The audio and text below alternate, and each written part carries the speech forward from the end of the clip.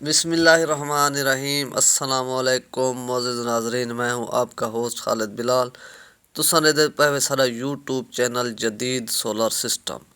उम्मीद करना कि सारे दोस्त खैरियत नाल होसन ते सोलर दे हवाले नाल ही अपडेट, क्योंकि सोलर दे रेट दे विच मज़ीद कमी आई है। क्योंकि फ़िलहाल भी पोजीशन जी इस टाइम साढ़े लगी दी चलती पी, वो भी थोड़े ते शेयर करने हैं। क्योंकि इस टाइम हाले भी लॉन्जी हाइमो 6 दा तकरीबन रेट मज़ीद भी इम्कान हिन कम थी वनदे। तां फिलहाल भी जेह्ड़ा आवन वाला टाइम है पिया, कनेडियन एन टाइप दा रेट थोड़ा है पिया, उंदा माल ज़रा मार्केट दे विच भी घट है ते पिछां ज़रा बिल्कुल माल मिलदा भी कम पोजीशन दे विच पाए। तां उंदा कोई रेट दे इम्कान ही हो सकदे, उंदा रेट थे रुके रहे या मज़ीद थोड़ा बहुत अप थी वे, तां वो कोई डाउन वाले पासे ज़्यादा आंदा भी कोई नहीं पिया। ਤਾਂ ਬਾਕੀ जिनको एन टाइप की पोजीशन इवें है कि उनका भी माल थोड़ा यानी कि पहले जिमें डाउन थींदा पिया, उनके बनस्बत उनका भी रेट रुक गए। वो भी माल मार्केट नॉर्मल पोजीशन दे विच है। तो लॉन्जी हाइमो 6 का माल बिल्कुल ही मार्केट दे विच फ्री है और हर जिले दे विच हर दुकानदार दे कोलों इस टाइम मौजूद है।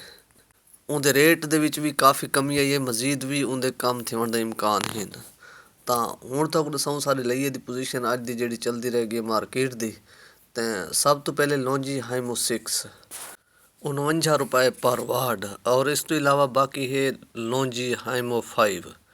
ਉਹਦਾ ਰੇਟ ਵੀ ਕਾफ़ੀ ਕਮ था, ਉਹ ਹੈ 48.5 ਰੁਪਏ ਪਰ ਵਾਟ 555 ਵਾਲਾ। ਉਹ ਵੀ ਮਾਲ ਮੌਕੇ ਦੇ ਉੱਤੇ ਮੌਜੂਦ ਹੈ ਔਰ ਹਾਈਮੋ 6 ਦਾ ਮਾਲ ਵੀ ਮੌਕੇ ਦੇ ਉੱਤੇ ਮੌਜੂਦ ਹੈ। ਔਰ ਇਸ ਤੋਂ ਇਲਾਵਾ ਬਾਕੀ ਹੈ ਲੌਂਜੀ ਹਾਈਮੋ 7। ਉਹਦਾ ਰੇਟ ਇਸ ਟਾਈਮ ਹੈ 56 ਰੁਪਏ ਪਰ ਵਾਟ।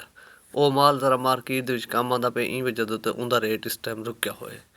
ਤਾਂ ਉਹ ਜਿਹੜਾ ਇਸ ਟਾਈਮ ਮਾਲ ਮੌਕੇ 'ਤੇ ਮੌਜੂਦ ਹੈ ਲੌਂਜੀ ਹਾਈਮੋ 7 ਦਾ, ਉਹ ਹੈ 565 ਵਾਟ ਦਾ। ਔਰ ਇਸ ਤੋਂ ਇਲਾਵਾ ਬਾਕੀ ਹੈ ਜਿਨਕੋ ਐਨ ਟਾਈਪ ਦੀ ਵੀ ਪੋਜੀਸ਼ਨ ਹੈ ਕਿ ਉਹਦਾ ਰੇਟ ਵੀ ਥੋੜ੍ਹਾ ਇਸ ਟਾਈਮ ਰੁਕ ਗਏ ਪਹਿਲੇ ਦੀ ਬਨਿਸਬਤ। ਤਾਂ ਉਹਦਾ ਅੱਜ ਦਾ ਸਾਰੇ ਲਈਏ ਦੇ ਵਿੱਚ 51 ਰੁਪਏ ਪਰ ਵਾਟ। ਔਰ ਇਸ ਤੋਂ ਇਲਾਵਾ ਬਾਕੀ ਹੈ ਕਨੇਡੀਅਨ ਪੀ ਟਾਈਪ 555 ਵਾਟ, ਉਹ ਵੀ ਸਾਡੇ ਲਈ ਇਹਦੇ ਵਿੱਚ ਮਾਲ ਮੌਜੂਦ ਹੈ। ਤਾਂ ਉਹਦਾ ਜਿਹੜਾ ਰੇਟ ਵੀ ਉਹ ਹੈ 48 ਰੁਪਏ ਪਰ ਵਾਟ। ਔਰ ਇਸ ਤੋਂ ਇਲਾਵਾ ਬਾਕੀ ਹੈ ਕਨੇਡੀਅਨ ਦਾ ਰੇਟ ज़रा ਥੋੜਾ ਪਹਿਲੇ ਦੀ ਬਨਿਸਬਤ ਮਜ਼ਬੂਤ ਖੜੇ। ਉਹਦਾ ਜਿਹੜਾ ਰੇਟ ਇਸ ਟਾਈਮ ਚੱਲਦਾ ਪਿਆ ਉਹ ਹੈ 53 ਰੁਪਏ ਪਰ ਵਾਟ। ਔਰ ਇਸ ਤੋਂ ਇਲਾਵਾ ਹੈ JA ਸੋਲਰ। JA ਦੀ ਪੋਜੀਸ਼ਨ ਇਵੇਂ ਹੈ ਕਿ ਉਹ ਜਿਹੜਾ ਇਸ ਟਾਈਮ ਰੇਟ ਚੱਲਦਾ ਪਿਆ ਐਨ ਟਾਈਪ ਦਾ, ਉਹ ਹੈ 52 ਰੁਪਏ ਪਰ ਵਾਟ, 51.5 ਤੋਂ 52 ਰੁਪਏ। ਔਰ ਉਹਦਾ ਜਿਹੜਾ ਪੀ ਟਾਈਪ ਦਾ ਮਾਲ ਹੈ ਉਹ ਹੈ 47.5 ਰੁਪਏ ਪਰ ਵਾਟ।